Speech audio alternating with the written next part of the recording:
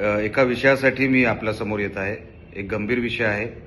माझ्या समोर जे उभाटाचे उमेदवार आहेत वैभव नाईक, हे 2 दिवसामध्ये किंवा जे काही निवडणुकीला दिवस राहिले आहेत त्यामध्ये स्वतःवर हल्ला करण्याच्या तयारीत आहेत, असं काही त्यांच्याच आजूबाजूच्या लोकांचं म्हणणं आहे। कारण का सगळे पर्याय त्यांनी वापरून बघितलेले आहेत, निवडणूक त्यांच्या हातातून जाताना दिसतंय त्यांना, म्हणून एक शेवटचा पर्याय म्हणून वातावरण बिघडवण्याचा ते प्रयत्न करतील आणि त्यांच्यावर हल्ला झाला हा दाखवण्याचा ते प्रयत्न करतील।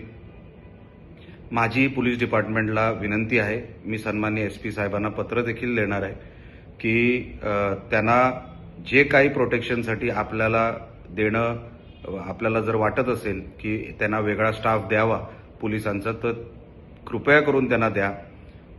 कारण का काय होईल, जागेवरच ते आरोपी पकडले जातील, जागेवरच पोलिसांना कळेल की नेमका हा हल्ला झालाय की स्वतःवर हल्ला करण्यात आलेला आहे। म्हणून माझी पोलिसांना विनंती आहे, माझे पण फोन टॅप करा, माझं लोकेशन ट्रॅक करा, वैभव नाईकांचंही लोकेशन आणि फोन टॅप करा, म्हणजे ह्याच्यातलं खरं खोटं कळेल। आम्हाला ह्या निवडणुकीत वातावरण बिघडवायचं नाहीये, अतिशय शांतपणाने ही निवडणूक चालू आहे।